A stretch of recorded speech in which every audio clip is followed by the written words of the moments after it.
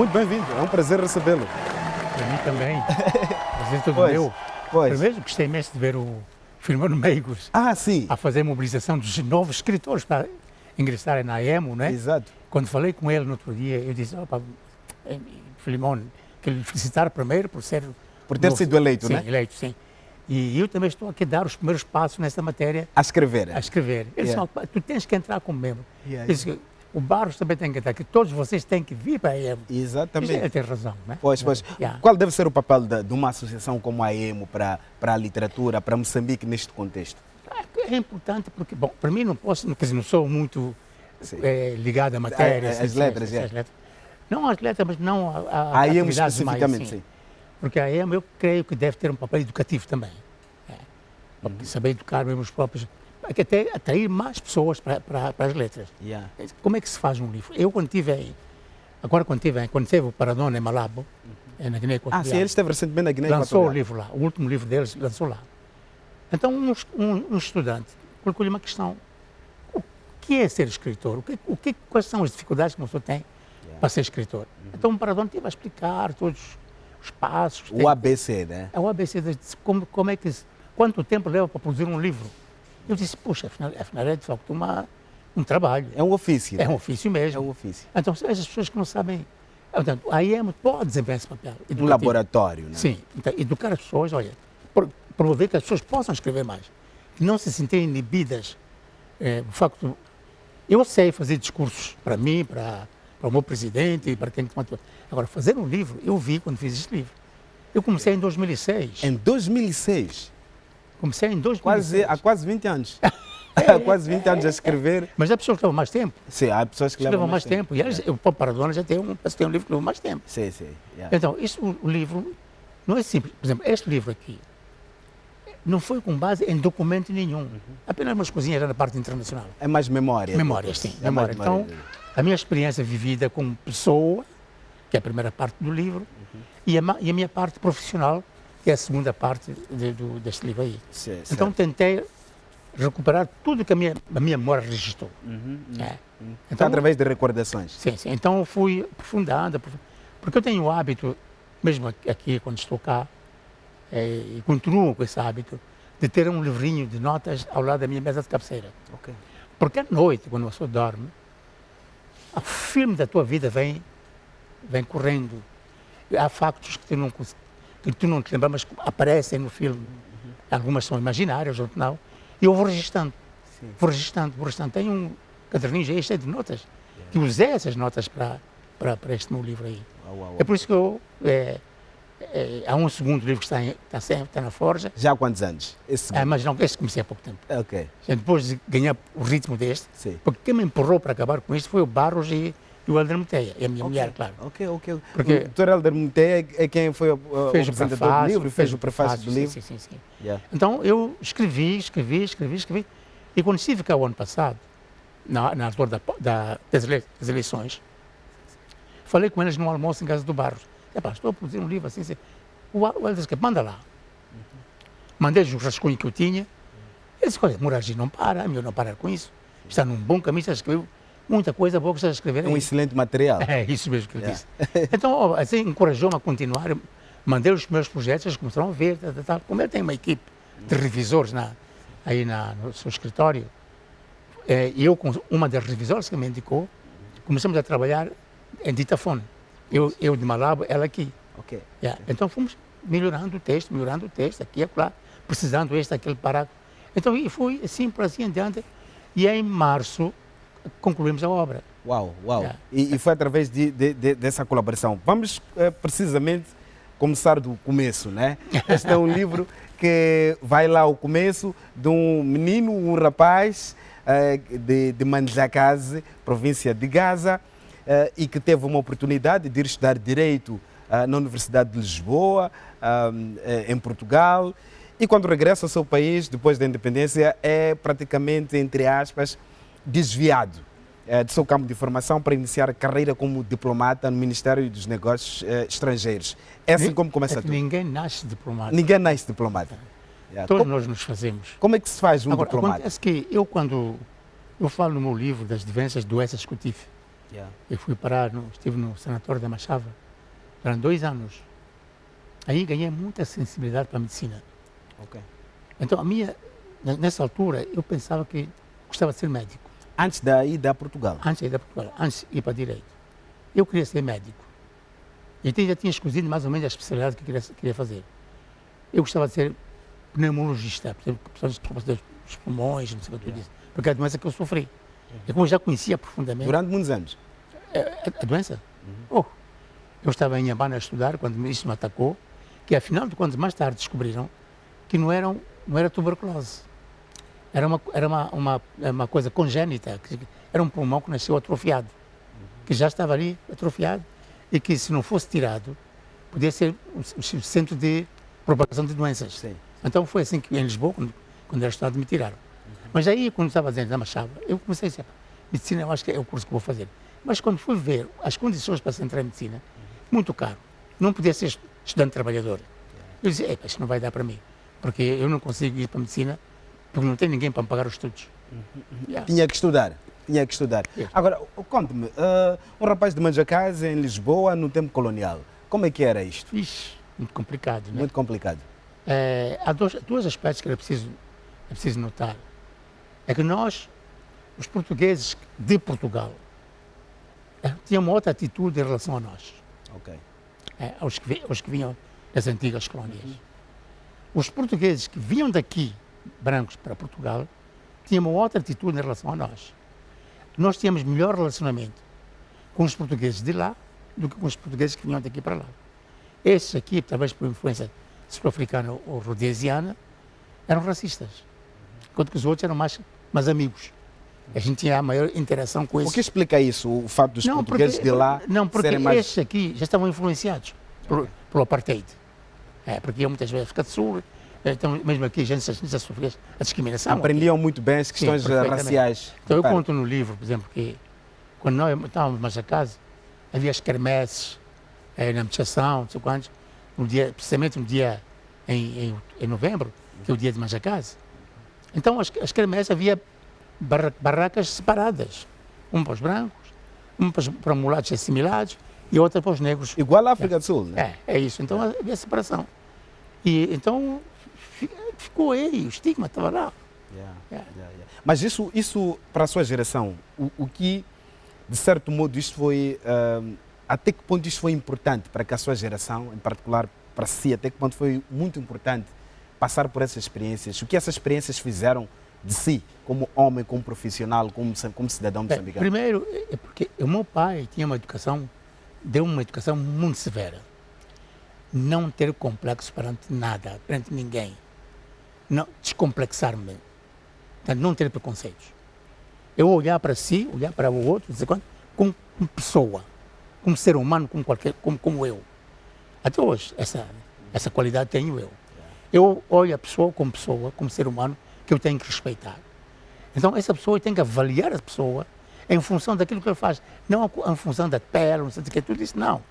A gente tem que avaliar a pessoa em função daquilo que ele faz, e não a função daquilo de onde ele nasceu, de que cor é que é, se é o que é, se é isto. Não. O ser humano tem que ser um ser humano, a gente respeitar. Porque o sangue que corre nas nossas veias é igual. Nós somos iguais. Agora, é evidente que cada um teve oportunidades diferentes. Um foi evoluindo, outros menos evoluindo, mas isso não importa. Somos todos seres humanos. Somos seres humanos. Bom, no seu percurso, passou por vários lugares e várias experiências profissionais como diplomata. Vamos destacar algumas missões aqui. Foi diplomata de Moçambique na França, diplomata não residente na República Federal da Alemanha, Federação Suíça, Irão, Palestina, Tunísia, Gabão, Mali, Costa do Marfim, Senegal. Assumiu o cargo de secretário-geral da Presidência, com o estatuto de ministro-chefe da Casa Civil, foi secretário executivo da CPLP e atualmente é conselheiro do presidente da Guiné Equatorial. Mas antes disso, fui também embaixador na América do Sul. Foi embaixador na América do Sul. Sim, no Brasil, Exatamente. Argentina, Chile, Uruguai, Paraguai e Venezuela. Uau. A partir do Brasil. Mas apesar de não ter sido embaixador no Equador, Peru e Colômbia, eu também cobria esses países todos aí. Se eu não ia à Bolívia, por uma razão, digamos, porque a Bolívia é um país com grande altitude. Eu não aguento. Não aguento. País, sim. Mesmo aqui na Etiópia, eu não consigo. Quando chego à Etiópia, sinto dificuldades de mesmo caminhar, por causa da altitude. Então, pessoas que sofrem de insuficiência cardíaca e pulmonar, como eu, temos dificuldades de viver em países assim. Então, também, depois de Paris, vim para aqui, fui para o Brasil, depois do Brasil que fui para a CPLP. Sim. Muitas missões. Seria insuficiente o tempo para esgotarmos experiência por cada país. Mas a pergunta, se calhar, que pode generalizar a sua passagem por estes lugares é a seguinte. O que a sua geração tem a ensinar aos novos diplomatas moçambicanos, assumindo que a sua geração, digamos, é que desbravou a mata quando falamos da diplomacia moçambicana? Sabe que no livro aí, eu começo por dizer o que é ser diplomata. Primeiro, o diplomata, seja de que nível for, ele tem que conhecer profundamente o seu país. Porque o que ele é? Ele vai fora transmitir aquilo que o seu povo, que o seu país, cultura, tudo isso fora. Defender os interesses do país fora. Agora, se ele não conhece o país, do seu ponto de vista cultural, económico, social, tudo isso, então ele não se sente armado para poder defender os interesses do país. Portanto, um diplomata, em primeiro lugar, tem que conhecer o seu país. Conhecer profundamente o seu país. E depois, ser uma pessoa que ouve mais do que fala. Ouvir. Saber ouvir. Um diplomata, normalmente, a diplomacia, a antiga, a clássica, os diplomatas, tanto homem como mulher, eram sedutores. Eram sedutores? Seduziam. Como assim? Fala-me disso. Para conquistar os segredos do Estado do outro país, as pessoas tinham várias artimanhas, várias táticas para conseguir. Uma delas é a sedução. Se é um homem seduzir uma mulher, que é uma diplomata, ou de um país qualquer, se é uma mulher, ou fazer o mesmo. E então aí, eles facilmente contam os segredos todos. Então é isso que o diplomata tem que ser. Primeiro, saber ouvir e falar pouco. Segundo, capacidade de sedução. Terceiro, ser humilde. Estudar muito. É evidente que é preciso estudar muito, onde se está. Mas outras qualidades.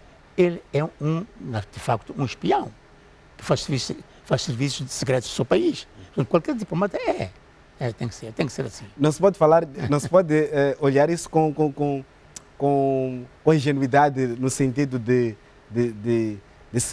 embelezar, não diria, mas é factual. É um trabalho de espionagem. Sim, portanto, nós temos que fazer esse trabalho.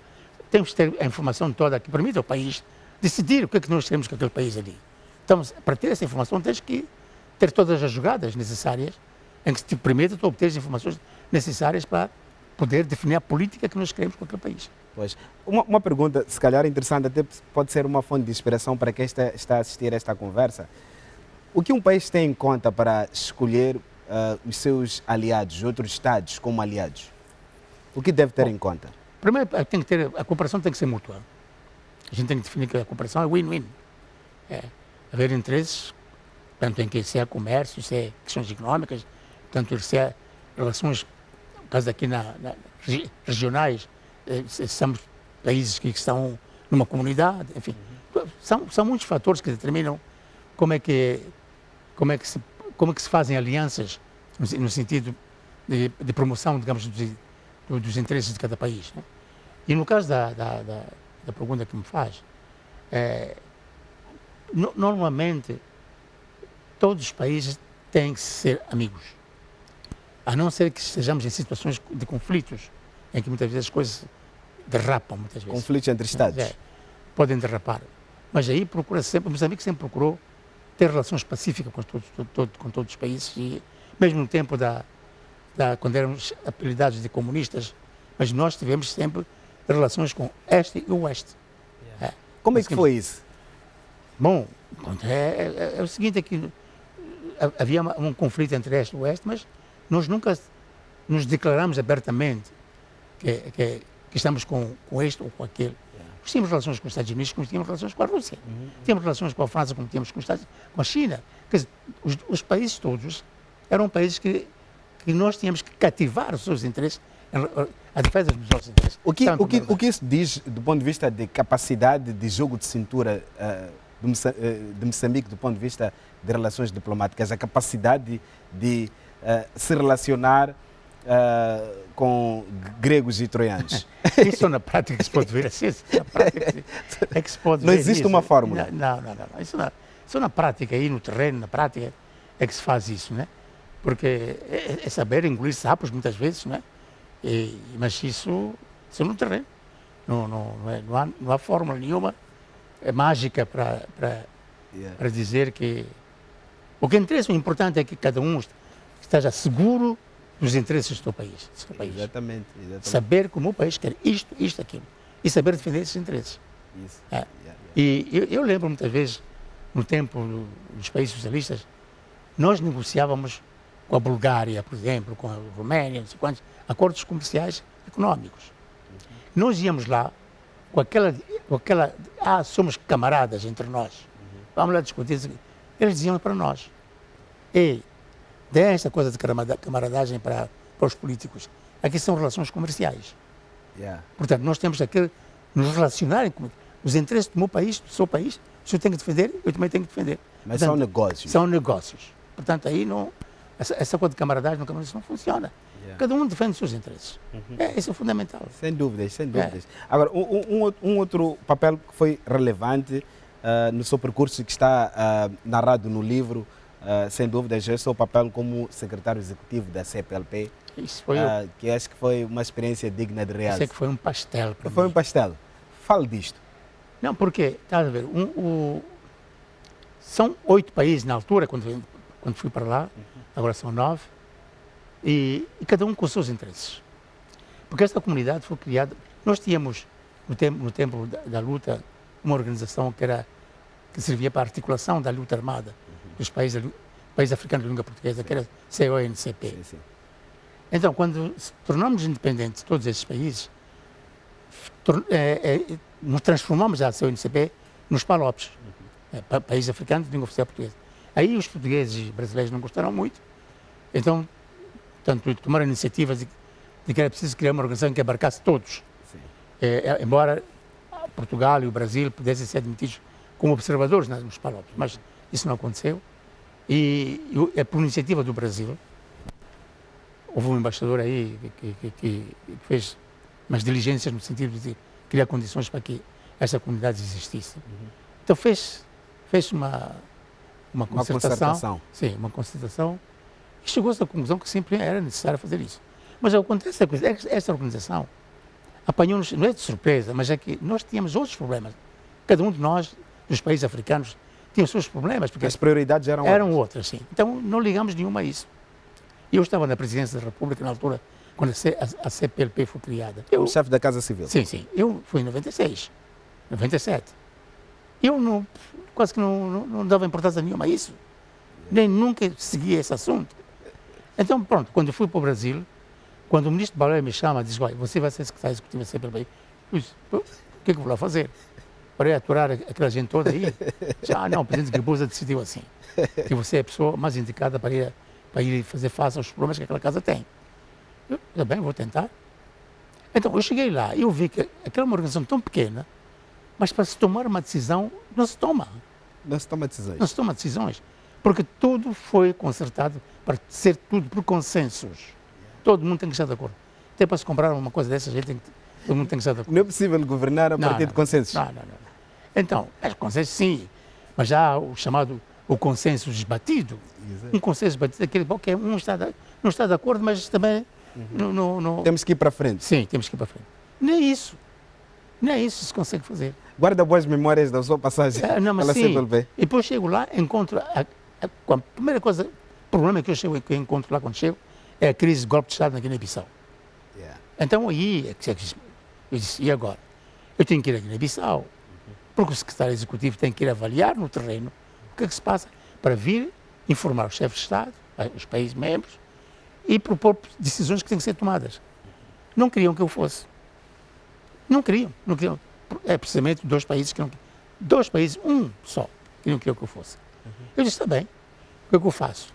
Eu ligo para Maputo, nessa altura Moçambique tinha a presidência da CPLP, eu ligo para Maputo e disse, olha, Sr. Presidente, eu tenho que ir para Guiné-Bissau, tenho que avaliar a situação.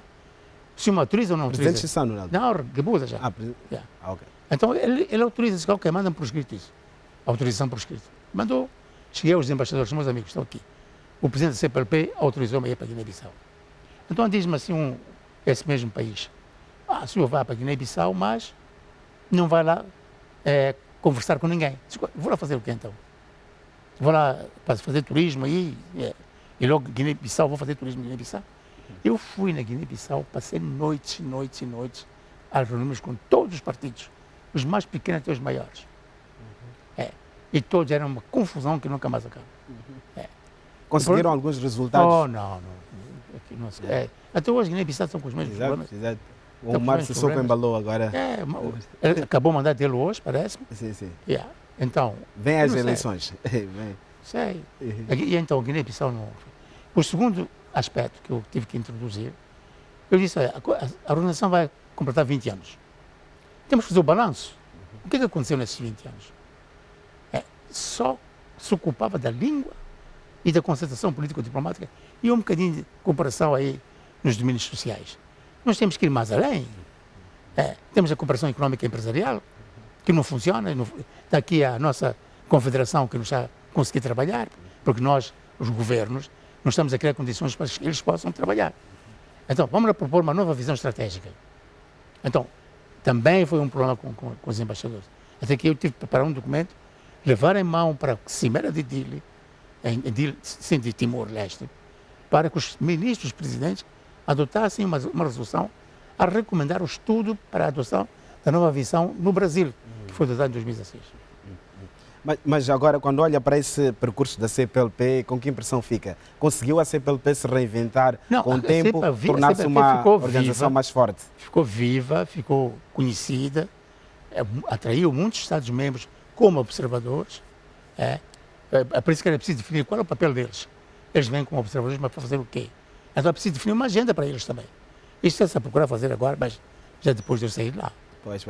E agora, bebeu de muitas experiências em muitos lugares. Acho que o livro também acaba por ser uma oportunidade para conhecer a sua passagem pela Presidência da República, como secretário-geral da Presidência da República, como ministro-chefe da Casa Civil.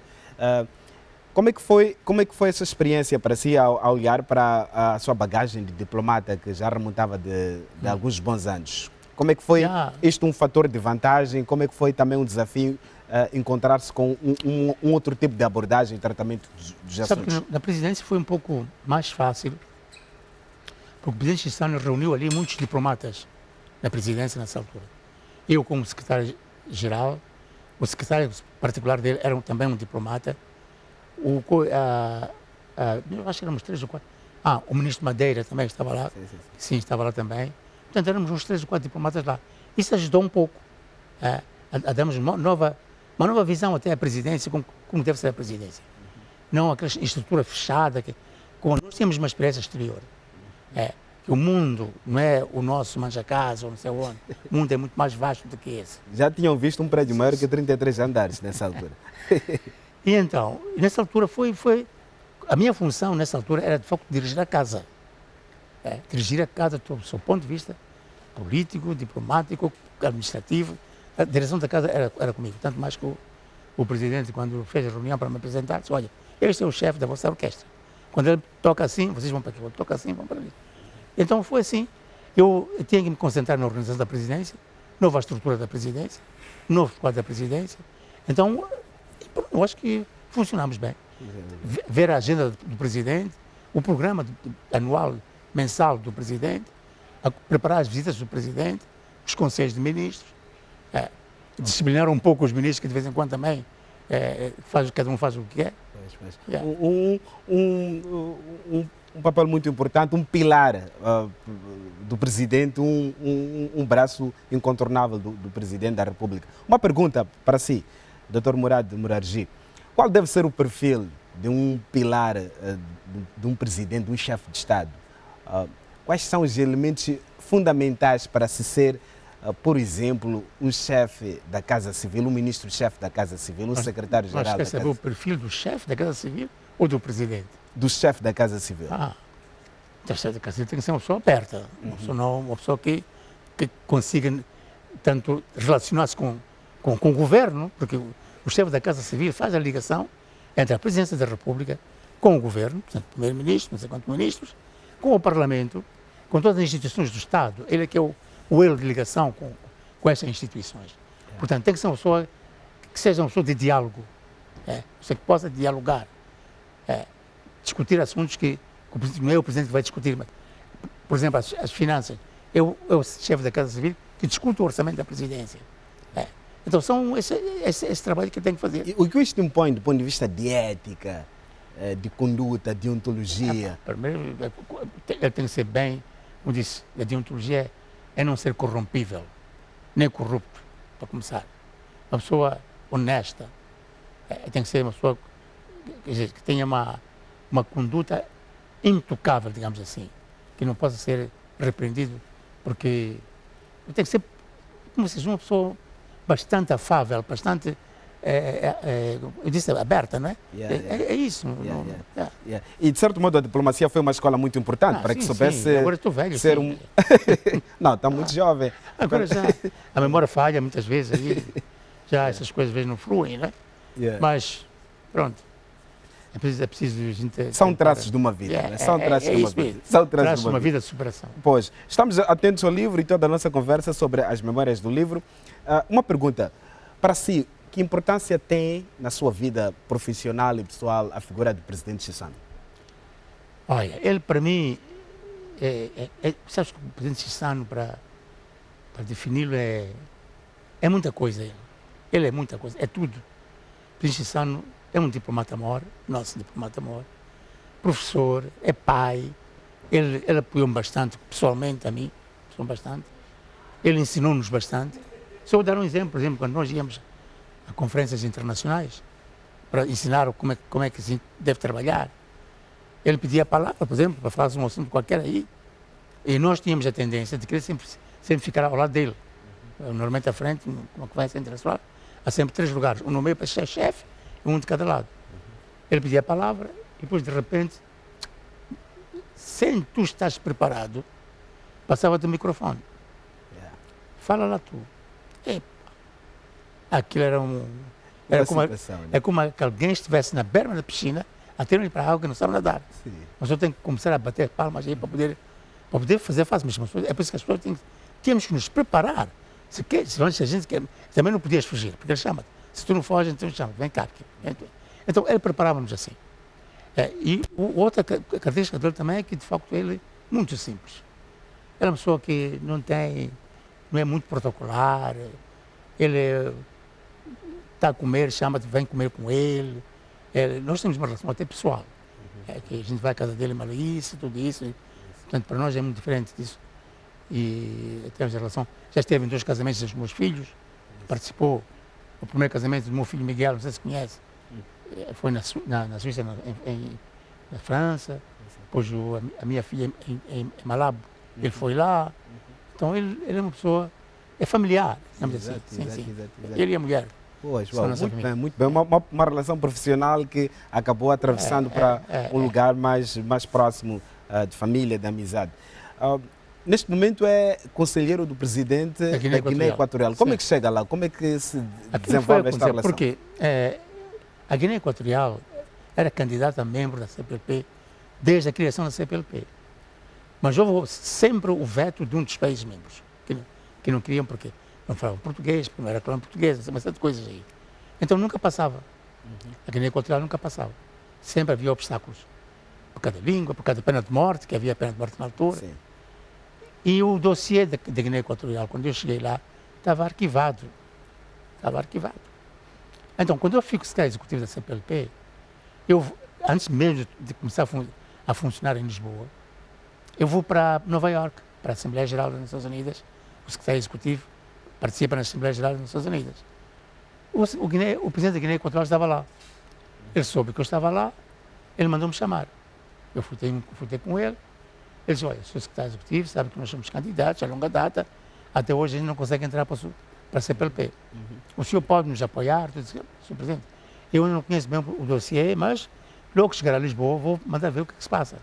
Cheguei a Lisboa, mandei ver o dossiê deles, vi que de facto estava emperrado aí por causa da língua, por causa da pena de morte, Então, eu pessoalmente fui à Guiné Equatorial. Falei com o presidente, falei com... Qual é o problema? É este. E é fácil de resolver esse problema. Vocês fazem uma moratória à pena de morte, em que suspende a aplicação da pena, e depois introduzam a língua portuguesa. Aliás, já estava introduzida como terceira língua, que tem espanhol, francês e agora é o português. Sim, sim. E isto vai resolver o problema. Dito e feito. E nessa altura, a Moçambique ainda tinha presidência. Convocou-se um conselho de ministros especial aqui, em Maputo. O tema era só Guiné Equatorial.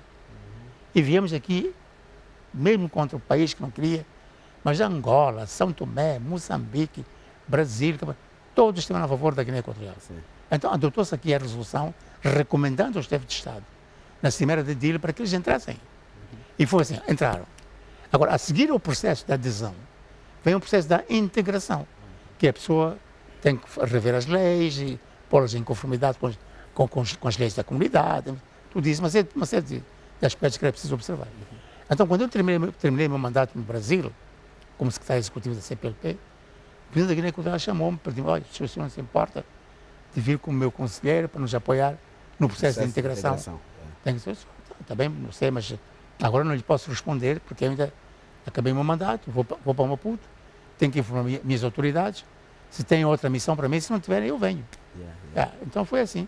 Exato. Nunca se recusou uma missão, sempre foi no sentido de servir a pátria. Sabe que eu sempre uso uma frase que eu aprendi sempre do ministro Baltazar, Dr. Rui Baltazar. Isto foi quando estávamos na Venezuela, uma missão lá da económica, até comercial, em que, quando nós chegamos a Paris, porque ele diz assim: senhor embaixador Isaac, porque nós fazíamos tudo, reserva lá o hotel em Paris, mas não peça ao país tal para fazer isso, peça a fulano tal para fazermos isso, porque os outros vão nos dar hotéis muito caros.